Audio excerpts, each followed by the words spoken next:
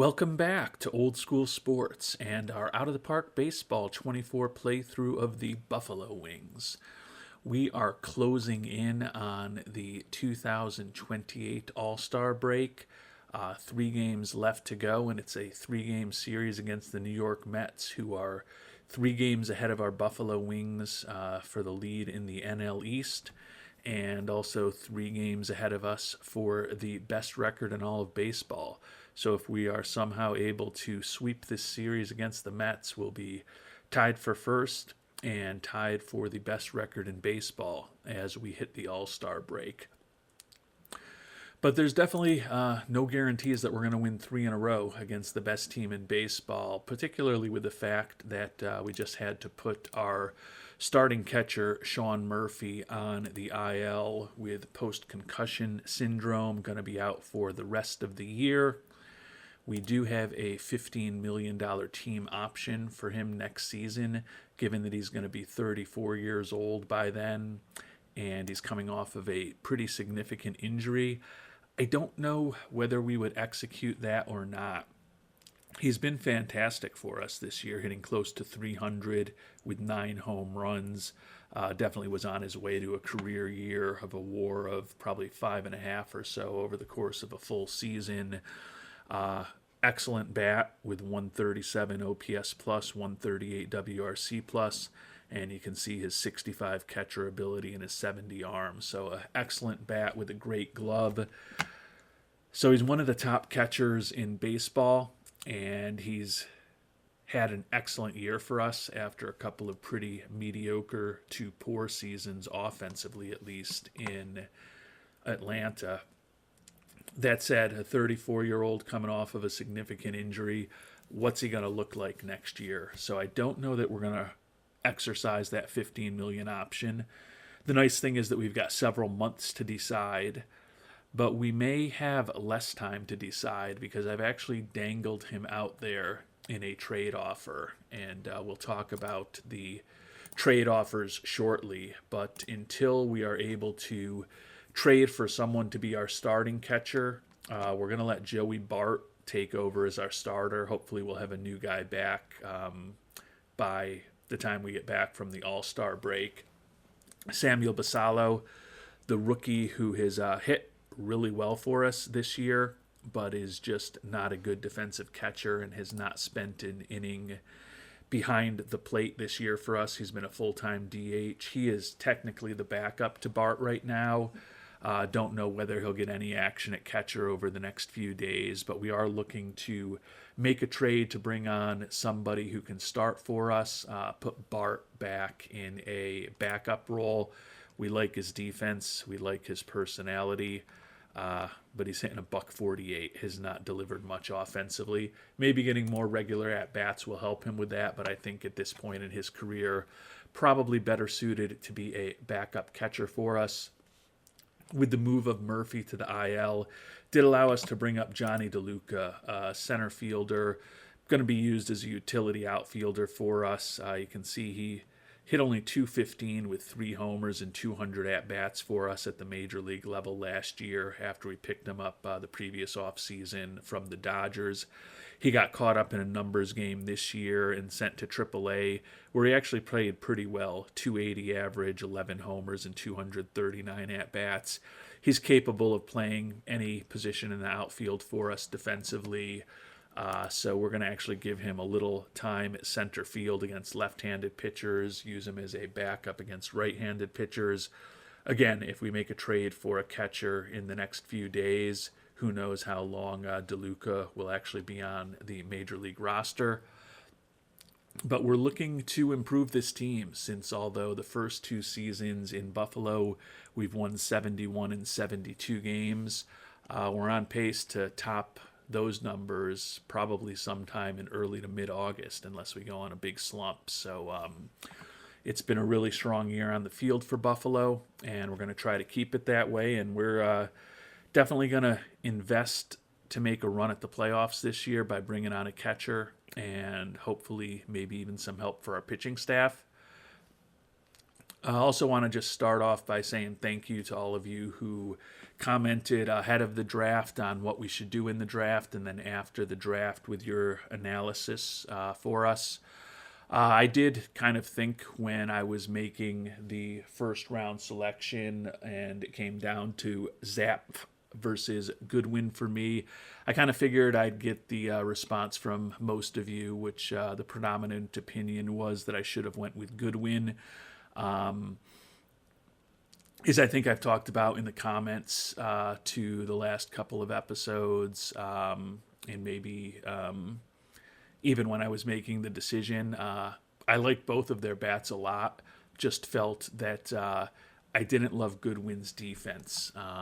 That was a big factor for me. He is a potentially dynamic offensive player, but there's no guarantees either player is going to develop. I also sometimes, I don't know whether I'm saying too much now or not, but sometimes when I know that I'm down to two players to draft and I know that the opinion of the majority of commenters is going to be to go in one direction. Sometimes I go in the opposite direction somewhat intentionally, just because I think that there is a tendency in this game to say, this guy's number one, you have to take him. If you don't take him, you're stupid. And I just think that that's a severe overreaction for when we're dealing with fictional 17 and 18 and 19-year-old high school players. I don't think things are ever that clear cut. So sometimes I like to take the guy who's borderline, might be second on the list, just to generate some good discussion and maybe hopefully get some people to be a little more flexible in their thinking about how they approach the game. But wasn't really the reason I did it this time around. I preferred Zap. I like the fact that he's got a lot more potential power than Goodwin, and I also like the fact that I think he can be a competent to above average defensive player, whereas Goodwin I think is going to be a below average to competent defensive player. So that's why I made that decision. We'll be obviously checking in on both of those guys in the coming years to see how they develop and to see whether or not it was a good decision.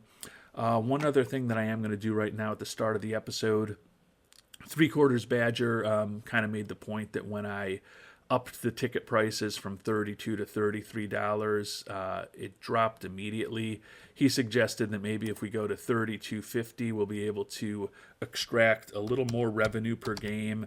I do agree with him on that. It is kind of weird that move from $32 to $33 apparently priced about 1,500 people a game out of attending in Buffalo. It should go up, but it was a somewhat dramatic change, in my opinion, and it very consistent that we're just not filling those last few seats in the park at $33. So we'll see what we can do with $32.50 going forward. Fan interest remains off the charts, and the team is obviously playing very well. Apparently we've become a win-now team with the way that we're playing on the field thus far. And we did win the first game of our series against the Mets, 7-6 yesterday, so some good news there. And we've also heard back on our 3 trade proposals, so I'll let you know what I'm thinking as we try to find a full-time starting catcher given the loss of Murphy. The first thing we did was go to the Red Sox and try to get back Jonah Heim, a good solid defensive catcher, a acceptable major league bat for a catcher. He was our starting catcher for a good chunk of last season. We ended up moving on from him to Murphy, but he's on the trade block from the Red Sox. We offered them right fielder Brady House, a guy that we did pick up in the expansion draft a couple years ago. He had a brief cup of coffee with us in 2026. He's put up a lot of home runs in AAA for us. Otherwise, his bat is not all that exciting. I don't think at the age of 25 he's got a big future in our organization. So we were definitely willing to give him up to bring Heim on board, and we had them retaining 25% of his contract. The issue is to get that deal done, they are asking for either one of the top players or one of the top prospects in our system to be thrown in. So clearly not going to do that. May approach them and see if House would work if we didn't make them retain any of his contract. Another offer that we've almost done, we offered Sean Murphy, who's on the IL. There is that $15 million option. I'm just not sure if we will exercise it, and I'm honestly not really even sure if the team that we trade him to will exercise it. It does give them that option, so it has some value, but I think it's conceivable that if we do trade him away, the option might not be exercised, and there's a chance he could end up on the free agent market next year or this coming off season, where we get a chance to hopefully have him well scouted and know what we're potentially dealing with post-concussion syndrome. And we were going to get the relief pitcher Carlos Vargas in return. Looks like a pretty solid arm for the bullpen. He has struggled a bit this year, but over the course of his career, he's put up a 129 ERA plus, a 75 FIP minus at the major league level. He's in the final year of his contract. He's going to be a free agent. Looks like Nashville's willing to get rid of him. We even got them to keep all of his salary, so getting Murphy off of our books would actually clear some salary for us. And this one is a little more interesting because they're asking for some really good prospects, but they're also just asking for some guys who are organizational filler to get this deal done. So I think there's potential that there may be something that we can do on this front, which would give us another relief pitcher. But part of getting that done was trading away Brandon Williamson, who's a left-handed arm out of our bullpen. And we also try to trade for the young catcher Edgar Zamora from the Pirates. We offered them Williamson, who we would just like to get off the books. And obviously, if we were able to do that, that would give us a spot on the major league team for Vargas. And Eduardo Montero, who is a pretty decent hitting catching prospect. 24-year-old, hitting 268 with 6 homers and less than 100 at-bats in AAA for us this year.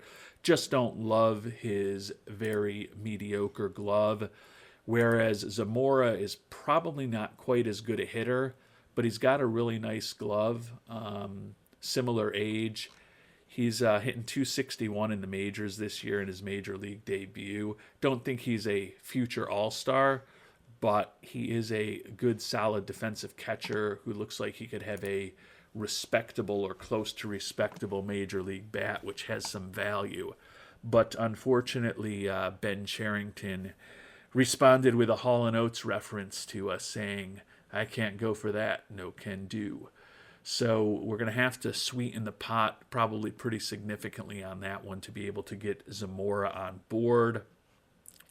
I do think we're going to go execute this trade with Sean Murphy.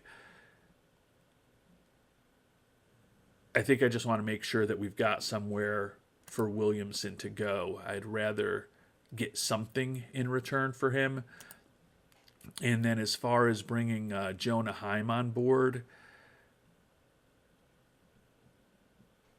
I'm going to discuss that trade again, and we are going to cut that down to they have to retain 0 of Heim's contract. And I don't know whether or not our friend Williamson holds any value at all to the Red Sox, but I'll throw him in here. Yeah, it seems like, according to our assistant GM at least, that might be viewed negatively. But if we hold on to a lot of Williamson's contract, we'll at least go back. So we're adding in another player for the Red Sox and Williamson. We're keeping a good chunk of his contract, and we're not making them pay anything for Heim. Basically just want to see, hopefully they'll come back to us and we won't have to be adding in a top prospect or a top player to get this potential deal done. So we'll go ahead and submit that to them. And I'm going to hold tight for a day or two on the other two trades. If Boston comes back and we can get a deal done with them that gets Williamson off our books, I'll definitely go ahead and do this trade for Vargas to take the space, clear up some money, getting Murphy off the books, and then we'll be in a position where potentially we can make some other moves if we need to or want to as we get closer to the trade deadline. And unfortunately, it doesn't look like there was much value at all in adding Williamson or taking the money off of Heim's contract. They're still looking for either a top prospect or a big-time player to get that deal done. I'll take a look at the All-Star fan voting. Don't know. Sean Murphy had finished second in the voting for catcher. Maybe he would have done better if he hadn't gotten hurt right at the end. Other than that, doesn't look like a lot of votes. Devin Williams as a reliever finished 5th. Shohei Ohtani finished 3rd in the voting for starting pitcher. And Marcelo Meyer at shortstop finished 2nd in the voting. Bit surprising that Deshaun Seifu, who's having an incredible offensive season for us at second base, not getting a lot of love from the voters. But take a look at who actually made the All-Star team for our Buffalo Wings. Shane Bieber led the league in ERA last year and 10-2 this year with a 2.49 ERA. He's basically a 5-inning starter, but he's a pretty darn effective 5-inning starter for us, so good to see him on the team. Shohei Ohtani back in the All-Star game, 9-5 with a 3.47 ERA. And it looks like that is it for the pitchers. 2 pitchers for us. Sean Murphy was named to the team. Looks like they added another catcher to replace him since he is on the IL. Deshaun Seifu, 323 batting average, 64 steals, 4.4 WAR. Didn't get a lot of attention from the fans, but he makes the team as a second baseman. And Eric Pena, that's a bit of a surprise. This is a guy who hasn't even always had a full-time starting role for us this year. Actually, he has at this point. I guess he has started 79 out of 87 games. Felt like at one point he was struggling to get playing time, but maybe obviously I'm inaccurate in that statement, but hit close to 300 with 14 homers this year. I guess the issue was that I started him out in Albany at the beginning of the year, and when I brought him up, I wasn't sure whether I'd end up playing him every day, but obviously I have. But guy who was caught in a numbers game at the end of the season, or at the beginning of this season, even though he had a nice rookie year for us last year. And he ends up being an all-star, even though he started the year in AAA. As I said, hitting close to 300, 144 OPS plus and WRC plus. So I don't know that batting profile with this amount of speed is really a 300 hitter who's putting up those type of OPSs and WRC pluses consistently. He's probably more like what he was last year, but we'll take the big performance from him. So Pena, Seifu, and Murphy, position player all-stars for Buffalo, along with Bieber and Ohtani on the mound. So 5 all-stars for our 57-30 Buffalo Wings team in this 2028 season.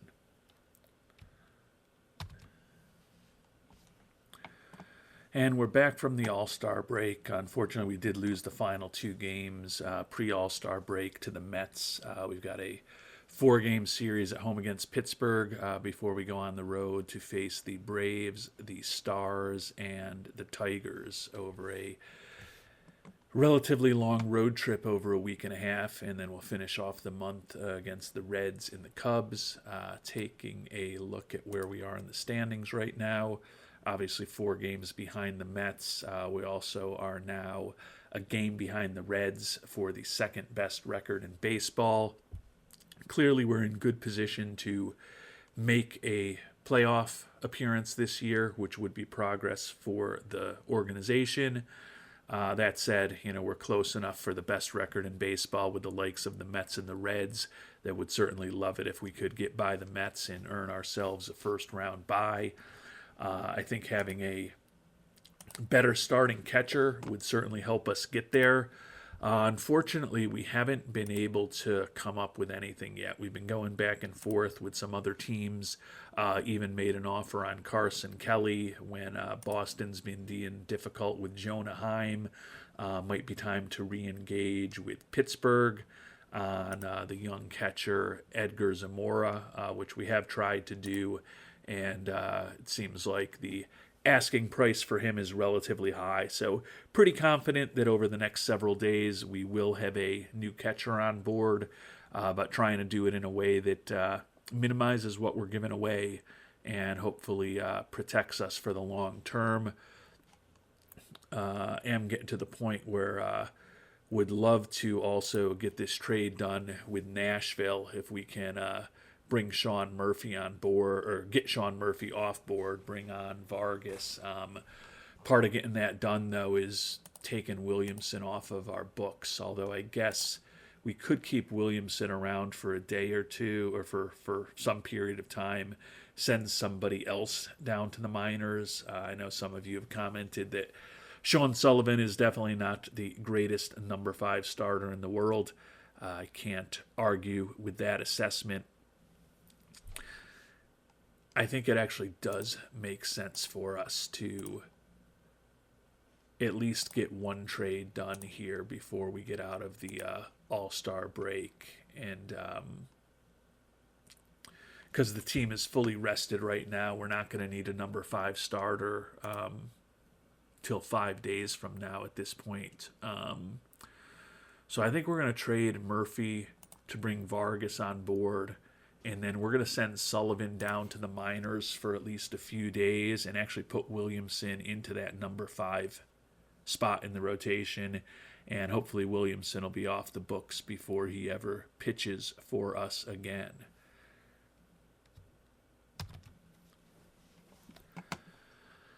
And if we add in Devin Obie, who's a decent outfield prospect, but a guy that we drafted in the 8th round out of Duke in 2025. He's only made it to high A ball with us. He is hitting for incredible power in high A this year with 22 homers and 272 at-bats, but still hitting just 235. Best case scenario, and if you look at his ratings, he doesn't really have a lot of improvement to make. He's a 5th outfielder at the major league level with a little bit of pop. We've got plenty of outfielders right now. And as I said, I get that some of you may not like us getting rid of Murphy, given how well he played for us, but I just don't know that I'm going to pick up that team option next year, even if he was completely healthy. And I also do think there's a chance that Nashville may not pick up that option either, and he could just end up as a free agent where we might be able to get him back for less than the $15 million. Meantime, Carlos Vargas, I think, is a right-handed arm that certainly looks like he could help us out of the bullpen, even though he hasn't been exceptional this year. So we're going to go ahead and complete that trade. And as I talked about, to open up a spot, we are going to put Sullivan down to AAA Albany.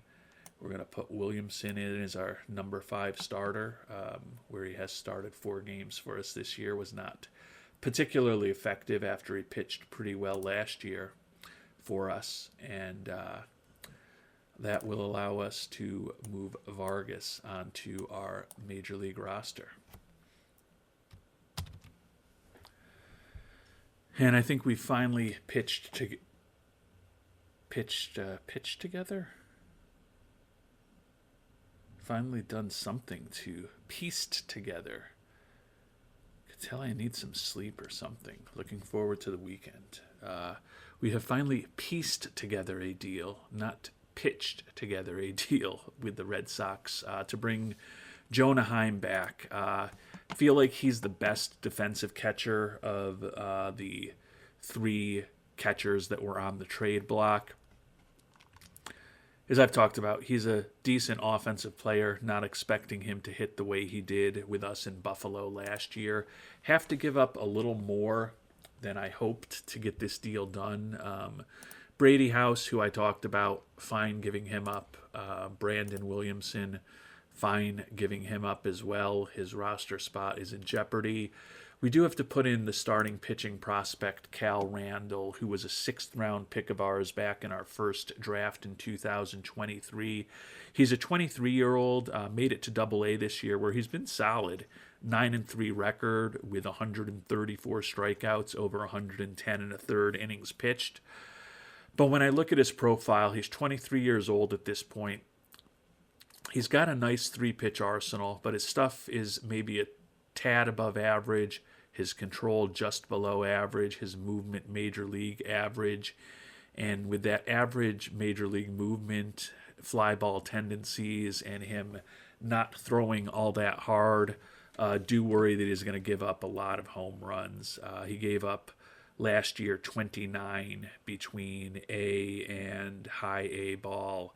This year, he's given up 15 and 110 and a third innings pitched in Double-A. Best case scenario, to me, he's a borderline fifth starter on a team that's probably not that great. I'm hoping that we don't need him. Admit that it's not the perfect guy that I would ideally give up for a guy who's in the final year of his contract and going to be a free agent. But I do feel that with the way our pitching has been so important to our success on the field this year, a good defensive catcher back there every day for us would help us. So we're going to go ahead and complete this trade, bring Jonah Heim on board. Fans not happy that we let Williamson go, but the fans are happy that we brought Heim back. When it's all said and done, fan interest is 99.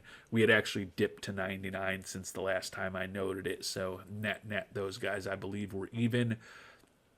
With getting Murphy off the books, we've actually still got money available. We have gotten a little boost to our attendance the last couple of home games since we made that change to cut the ticket prices. So now the big determination that I need to make, pitching-wise, it's not a big determination. We are just going to bring Sean Sullivan back up to the roster and put him for the time being into that number 5 starter role. You can see we've got 3 guys with stopper roles now, Talavera, Atencio, and the recently added Vargas. I don't know whether that'll work out or not, but we'll try to give those top players as much opportunity to pitch in critical situations as possible for us. But the next thing that we're going to need to figure out is whose roster spot is now in jeopardy as we try to make a move to bring our new starting catcher, Jonah Heim, back to the Major League roster.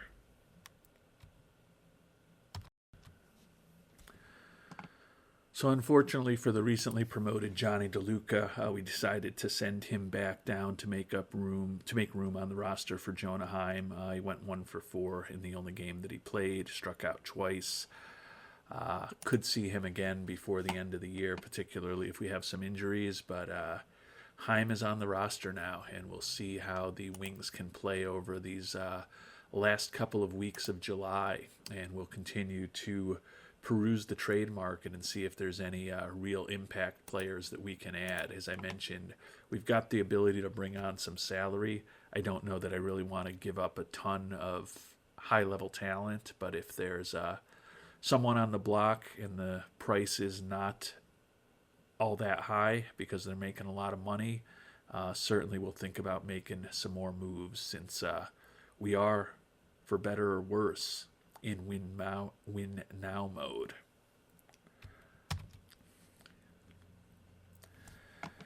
And I think we've got a trade done that could help our team.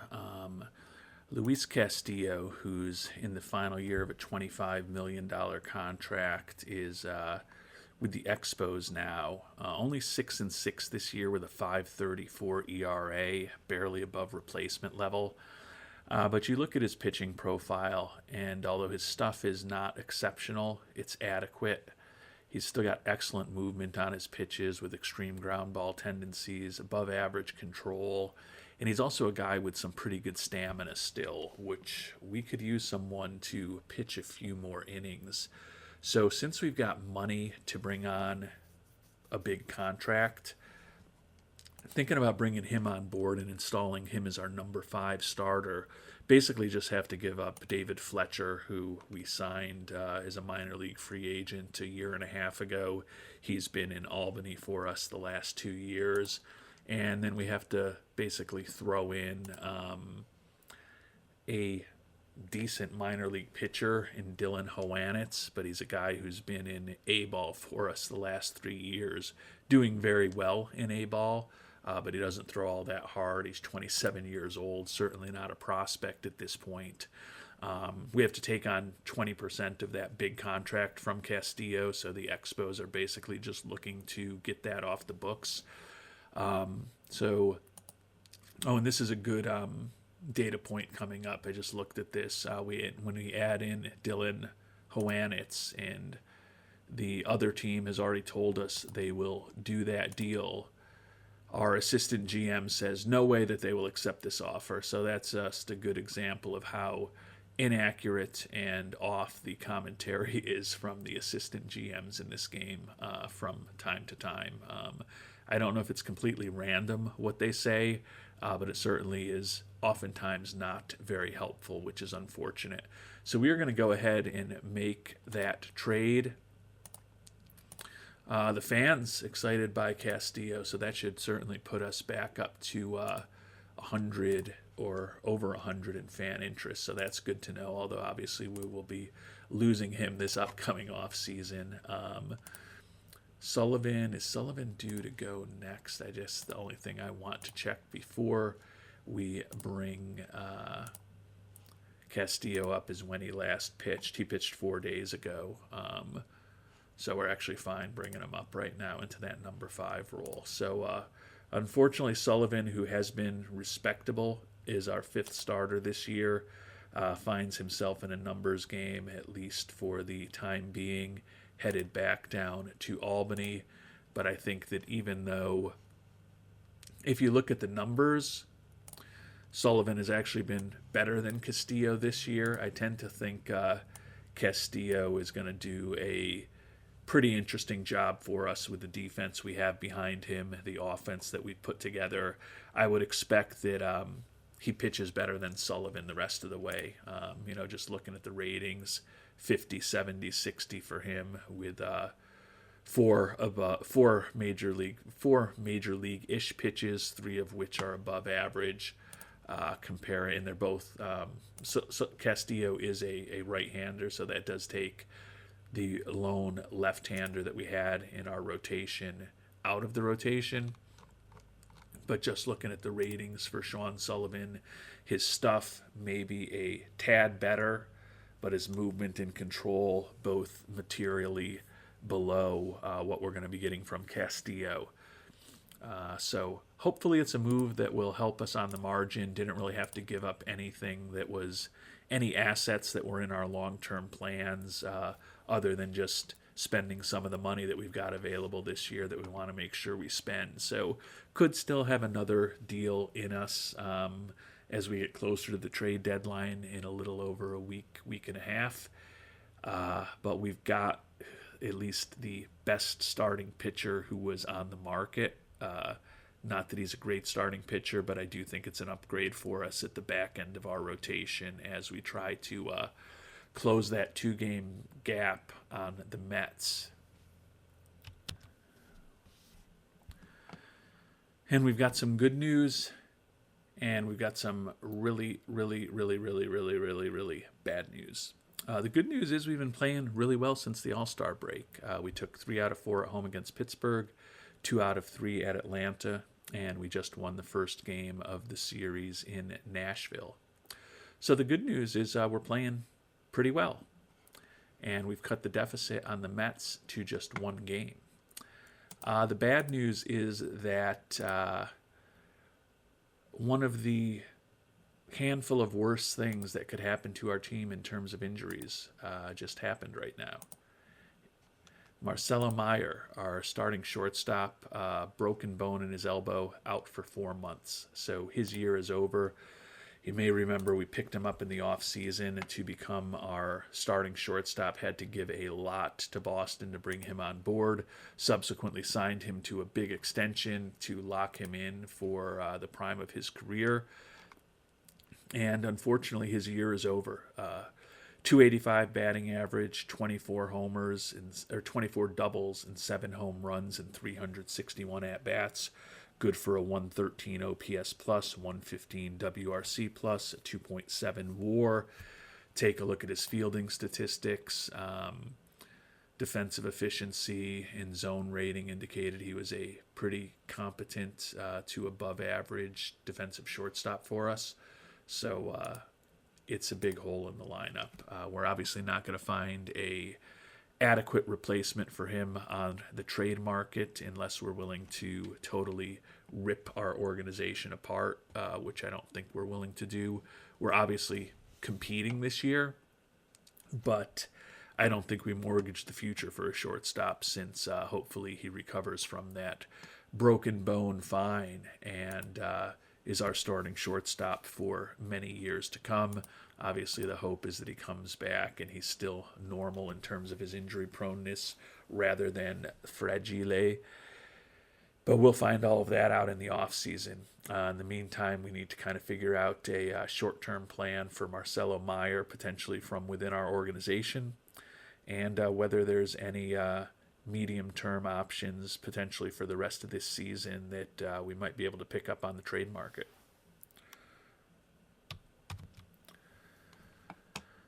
And looking at the trade block, there's a couple interesting-ish guys who could play short for us. One is Tommy Edmond, who was our starter for a season and a half before we moved on from him in a trade near the deadline last season.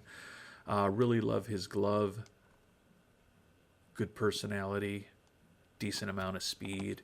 His bat is not great, but he is a solid major league shortstop who would certainly give us a competent glove out there. The other direction would be to go with Andres Alvarez, who's one of the top hitters available on the market. Batting just .237, but does have 20 homers and 342 at-bats this year for the Dodgers. His glove is not a shortstop's glove. Really don't even love playing a guy with these ratings at second base. But he would give us a boost to our lineup. Presumably he would be a little bit more expensive. He is in the last year of his current contract, but he's arbitration eligible, so he's a guy that we could try to keep around next season. Don't love the low work ethic, and as I said, I don't love his glove, and I think he's likely to be more expensive than Edmond. So I think I'd lean towards Edmond out of the two of them, just because I think the personality with Edmond is good and the glove is good. But I think we've got an option in our organization that's close to Edmond. Diego Velasquez is a guy who we picked up in the expansion draft, spent a little time with us a year ago, hitting .291 with 8 homers in AAA. He's in between the two guys that we talked about in terms of his defense. Definitely not as good defensively as Edmond. That range is certainly not optimal for shortstop, but we could bring Velasquez up to the major league roster, and then that would allow us to likely move Kevin Made, who's our third baseman this year, back to shortstop, and then we would have the likes of Bo Bichette, and if I could click properly, the likes of Bo Bichette and Nolan Jones, as well as Velasquez in the mix to play third base for us. I think I'm leaning towards doing that. We'll see how things go with Made back at shortstop, but I just don't feel like the addition of Edmond is going to be a revolutionary thing for us.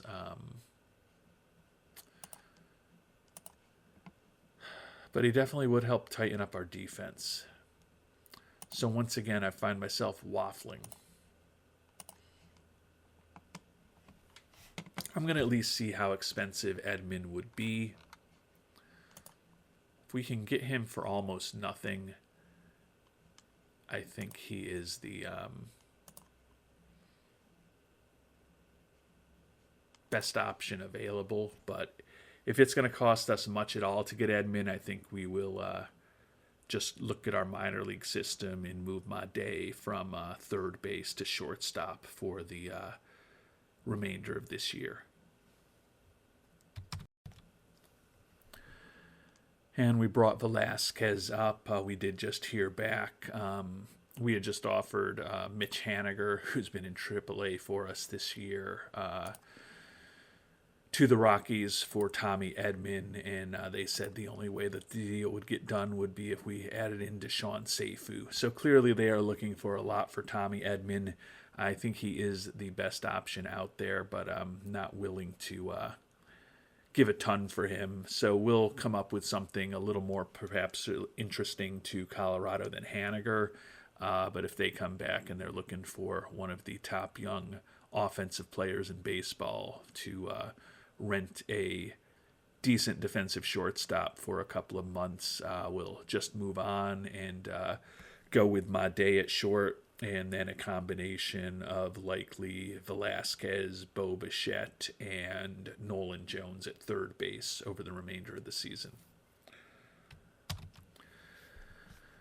And we made an offer for a middling prospect, Jaden Bastian, center fielder. Good personality, decent glove, not much of a bat, 23 years old, hitting .257 with 12 homers and 10 steals for AA Utica this year. So not a completely useless prospect, but not a big-time prospect. And they would only take Seifu or Meyer in addition to him to get the deal done. So the price for an aging Tommy Edmond seems a bit ridiculous for me. I get the argument that we're kind of in win-now mode and we're a competitive team that could maybe make some noise in the playoffs this year, but I just don't think that the defensive differences between Edmond and Made are significant enough to justify this. Edmond clearly has better range, and that's the most critical thing for a shortstop. 60 range that Made has is definitely not ideal, but I just don't want to give up a big-time prospect to get Edmond on board. I may go back once more with a slightly better prospect and see what they have to say, but it seems like their demands are a bit high as far as I'm concerned. They're trying to take advantage of the injuries that our poor Buffalo franchise has suffered. And Colorado apparently has a very high opinion of Tommy Edmond. We added in a couple other middling minor league prospects. Ryan Mitchell, third baseman, as well as reliever Devin Harrison, who we picked in the 6th round last year. And then we also added in utility man Tommy Troy, who's been in AAA for us, has spent some time with us in the majors last year. Previously was up in the majors with Pittsburgh, a versatile defensive player, not great defensively, and they're still looking for, at this point, Seifu or Painter. So they just have an excessive demand for Edmond at this point. We'll see what happens over the last week or so until we hit the trade deadline, but I don't see ourselves making any other significant moves unless we have some injuries or the prices of some of these guys comes down considerably. And we've been trying to explore bringing on a shortstop still. We had been trying to put together a package for Willy Adames similar to the one that we were willing to give up for Edmond. Not as good defensively, but a great personality in the clubhouse and definitely some pop in the bat. But they're also looking for a lot from him. The same package of 3 minor leaguers plus Tommy Troy and they're asking still for another big-time major league player or big-time prospect in return. So I don't think we're going to get anything done there. Bryce Miller, unfortunately, just has shoulder inflammation that's going to keep him out the rest of the year. He's been a pretty good reliever for us this year. 46 strikeouts over 38 and a third innings pitched, and batters have hit just a $179 against him. So not a huge part of our bullpen, but still a guy who over 38 and a third innings has been really good. That could open up a spot for us to bring Sean Sullivan back up. Check in on how Castillo did in his first game for us, and pretty darn good. 6 hits and 1 walk over 8 innings, struck out 5, allowed 1 earned run, and got the W. So it doesn't seem like we need Sullivan back in the rotation immediately, but obviously we could bring him up, or we could maybe pivot towards bringing on another arm if there's somebody better available on the trade market at this point, just a couple days before the trade deadline. Maybe we make our improvement by bringing on another pitcher to help us hopefully keep the other teams from scoring runs. We have continued to play pretty well. Can see we ended up taking 2 out of 3 in Nashville, 2 out of 3 at Detroit. Did just lose the first game of the homestand now that we are back in Buffalo against Cincinnati, but it's been a pretty solid month for Buffalo. Just struggling with the 3 real serious injuries that we've had that have kept guys out for the season. Murphy, who's now gone off the team since we traded him away, Marcelo Meyer, and now Bryce Miller lost for the year at this point as well. And I think we have found a trade to make, and this one's a bit of a blast from the past, and Patrick DeBonis, frequent commenter and loyal viewer, may appreciate this one, but you may remember that we had picked Andres Munoz, the excellent reliever in the expansion draft, and then right after the expansion draft, we traded him away for Kevin Made, who had been our shortstop for a couple years, moved to third this past season, and is now back as our starting shortstop because of the injuries. But we can bring Munoz on board as a rental, and he will, despite the fact that we've had a really nice year from Devin Williams, likely take over as our closer. So it'll definitely be an upgrade for our bullpen, just give us a ton of versatility and depth out there. And to pick him up, we have to give up the minor leaguer Jaden Bastian, who we've been throwing out in all of these deals. Rito Lugo, a 32-year-old minor league pitcher, was a minor league free agent signing of ours. We've had him in our system.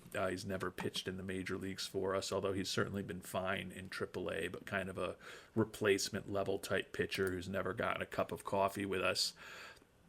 And then we have to add in one more player, and we're going to add in the 21-year-old minor league third baseman, Ryan Mitchell. Hitting .263 with 4 homers in A-ball. He's almost 22 years old. Good personality, but don't view him as a big-time prospect. So we're going to go ahead and add Ryan Mitchell in, and we're going to bring Munoz on board. That'll spend a lot more of the money that we have.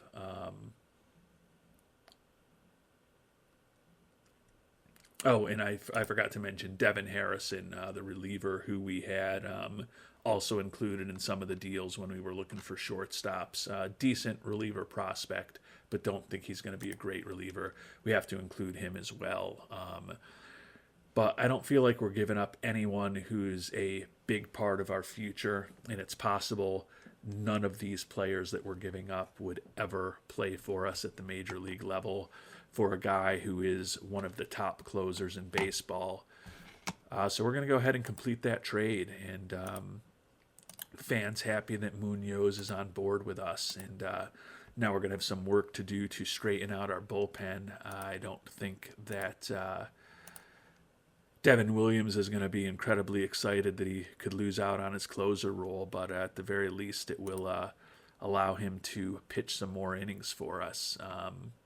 Who knows, maybe Munoz will end up being a stopper, but I feel like our bullpen is absolutely loaded at this point, and I don't feel like we've really mortgaged our future at all to build this excellent bullpen and also upgrade our starting pitching with Castillo on board over the last several weeks. And our bench coach actually suggested that we keep Devin Williams in the closer role. He certainly hasn't done anything to lose that role with a 121 ERA, 44 strikeouts in 29 and 2/3 innings, and 25 saves. So we're going to use Munoz, the lefty Atencio, and I think the righty Vargas at this point, who we recently brought on board as stoppers, which lets guys like Morjan and Talavera become middle relievers for us. And then Kim and Perez are our long relievers. I'm actually going to switch one thing. I'm going to move Vargas into a middle relief role, and Talavera, we're going to keep him as a stopper. He's done really well for us this year, so I'm going to overrule our bench coach on that front and keep Atencio and Talavera as stoppers along with Munoz. So with the moves we've made now, we don't have a ton of money available, which is fine. We want to ensure that we're spending as much as possible to try to keep this team competitive. But barring an injury over the next 36 hours of game time, we're probably done at this point with the moves that we're going to make this as we approach this trade deadline. So we have made it to the end of July, and we are past the trade deadline. Lost the last game in July to the Cubs, so we are 3 games behind the Mets for the NL East and the best record in baseball, and we are still a game behind the Reds for the second best record in baseball. But obviously, that is not relevant since the division winners are the only teams that get the byes. We would far and away be the top-seeded wild card team in the National League with our 14.5 game lead on the final wild card spot and our 9.5 game lead on the Pirates for second in the wild card race. So feeling pretty good that it's going to be a playoff year for Buffalo this year, but would obviously love to somehow get by the Mets over the final couple months of the season and somehow earn a first-round bye. Taking a look at the leaderboard, no surprise, Seifu with 76 steals. That's more than the second and third guys in the National League. Michael Harris the second and Jay Allen the second combined. Seifu second in the National League in batter WAR. Hayden Yinger continues to have a real good year, 10-2 with a 2.33 ERA, which is good for second in the National League. So take a quick look at some stats here on how the team is doing. 16-9 record in the month of July, so bounced back from a good June with a excellent July. We're still middle of the pack offensively, 7th in the league in runs scored. But the pitching remains excellent, 3rd in the league in runs allowed. The combination of slightly above average offense with excellent pitching and excellent defense, 4th in defensive efficiency and 1st in zone rating, combines for that 68-37 record, which is right where we're supposed to be Pythagorean-wise. Have gotten a little lucky with a 17-11 record in one-run games. And we continue to batter left-handed pitching with a 19-6 record against lefty starters thus far this season. 700 winning percentage at home, 600 winning percentage on the road. It's been a excellent year. There's no other way to describe it. And before we finish up the episode, we'll check in on Deshaun Seifu, who is going to be getting some MVP votes this year, I would hope. 316 batting average, 31 doubles, 6 triples, and 3 homers and 434 at-bats. He scored 70 runs, and he is 76 for 83 on the base paths.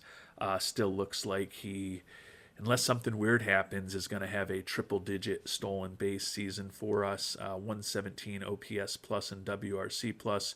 We talked about that 5.2 WAR is second in the National League. OPS has slipped a little bit to 788, but still a pretty dynamic offensive season in his second full year in the majors for our number one overall pick back in 2026. And Seifu definitely has a different profile with well below average rankings in home run power and eye, which along with contact are two of the three things I care about the most. But with that absolutely incredible gap power, his great ability to not strike out, and that exceptional speed, he still has been a very dynamic offensive player for us over the first season and a half or so of his career. And before we finish up, we'll just take a look at some other key performers on the team. Not going to do a deep dive on the statistics, but Samuel Basallo continues to lead the team in home runs with 19 in his rookie year, although Vance Honeycutt is the leader in ribbies at this point. Basallo, I don't know, honestly, whether he ever actually played at catcher. He still didn't, even when we were searching for catchers. He never needed to be the backup to Joey Bart, so still has not played in the field, but he's been a pretty interesting offensive player for us. Yinger and Bieber are 2 5-inning starters, are 2.33 and 2.52 ERAs, so those guys doing fantastic. And Javier Atencio, 2.89 ERA out of the bullpen, but he is... actually, he hasn't pitched enough to qualify for the ERA title because we do have 105 games in the book at this point. So I don't know why he shows up among our ERA leaders, but the fact that he is in that stopper role, and thanks again for those of you who reminded me that I am not just a manager, or I am not just a GM, even though that's the way I typically play.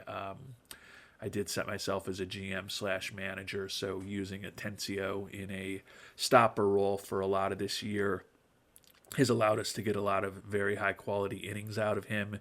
And you can see he's got 5 wins, 7 saves, 14 holds. He's been a real big member of our bullpen with that lefty arm. Bieber and Ohtani, who is 11-7 with a 3.40 ERA, tied for the team lead in wins. Ohtani leading the team in strikeouts. Painter, who's 7-4 with a 4.15 ERA, second on the team with 124 strikeouts. And Ohtani, Painter, and even the 5-inning guy, Bieber, are 3 leading pitchers as far as innings pitched. So it's been a really good year. We have obviously had some serious injuries, losing our starting catcher, losing our starting shortstop, and losing a member of our bullpen, as well as Melenge, who we had picked up in the Rule 5 draft. He briefly pitched for us this year before he suffered a season-ending injury. We'll see what he looks like at the end of the season. Could be back with us next year. But it's been a interesting year for the Wings. Successful on the field, as I mentioned, particularly when you look at our roster. And we've got Ota and Barofin, who are still both on the interstate, who are key power bats in our lineup. Hopefully we'll get a little more out of those guys over the rest of the season. But we're looking like we are definitely a competitive team for the playoffs, and we will find out if we're able to perhaps get lucky and get by the Mets for the NL East.